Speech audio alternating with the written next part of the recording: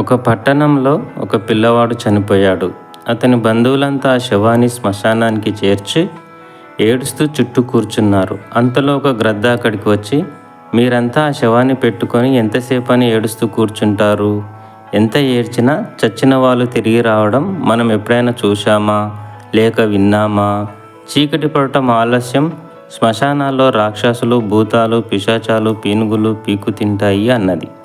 గద్ద మాటలు విన్న బంధువులంతా శవాన్ని అక్కడనే పూడ్చి త్వరగా పోయేందుకు సిద్ధమయ్యారు.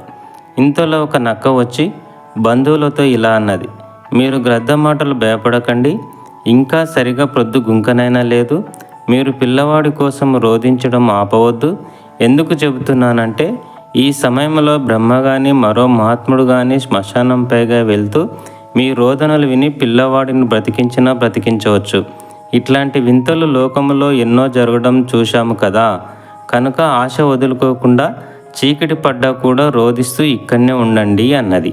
ఆ నక్క చెప్పిన మాటల వలన వాళ్ళలో తిరిగి ఆశలు చిగురించాయి. మళ్ళీ గ్రద్ద వచ్చి ఇలా అన్నది, ఈ నక్క ఒట్టి మందమతి. మీరే చూడండి, ఈ పీనుగ నిమిషానికి ఎట్లా కల తప్పిపోతుందో. పోయిన ప్రాణాలు ఎక్కడైనా తిరిగి వస్తాయా?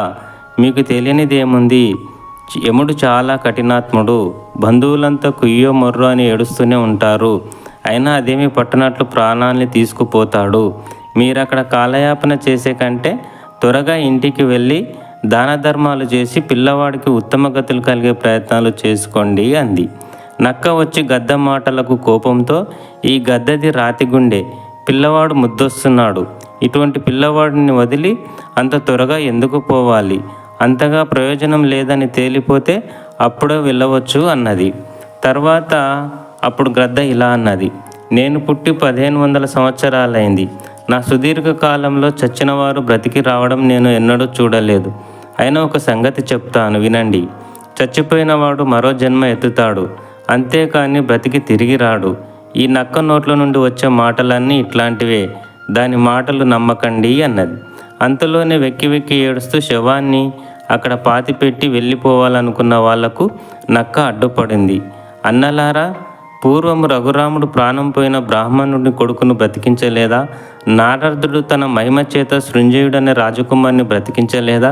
అట్లానే మీ శోకాలు విని ఏ సిద్ధ పురుషుడైనా వచ్చి పిల్లవాడికి ఊపిరి పోయవచ్చు కదా అన్నది. నక్క మాటలు విని తిరిగి బంధువులంతా ఏడుస్తూ కూర్చున్నారు. ఇంతలో సూర్యాస్తమయం అయింది. అప్పటికీ ఆ గ్రద్ద, నక్క ఆకలితో నకనకలాడుతూ పిల్లవాడిని పీకు తినేందుకు కాచుకొని కూర్చున్నాయి. చీకటి పడితే గద్ద గూటికి చేరుకోవాల్సి ఉంటుంది. కనుక చీకటి పడకముందే బంధువుల్ని ఇళ్లకు పొమ్మని మాట్లాడింది. రాత్రి అయితే నక్కకు మేలు కాబట్టి బంధువుల్ని చీకటి పడేదాకా ఉండమని చెప్పింది. అట్లా చెప్పటం వాళ్ళ స్వభావం. ఈ కథ నుంచి మనం నేర్చుకోవాల్సింది ఏమిటంటే, ప్రస్తుత సమాజంలో ఈ గ్రద్ద మరియు నక్కల రూపంలో మన చుట్టూ మన బంధువులు, మన స్నేహితులు, ఇతరులు వివిధ రూపాలలో మన కోసం తీయని మాటలు మాట్లాడుతూనే వారి స్వార్థం కోసం వారు ప్రయత్నం చేస్తారు.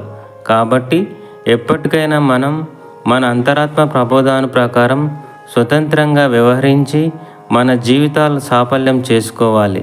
ఇలాంటి నక్కల, గద్దల బారిన పడి మన జీవితాలు నాశనం చేసుకోవద్దు. వారి చేతిలో మోసపోవద్దు. Thank you viewers. Please like and subscribe. Thank you.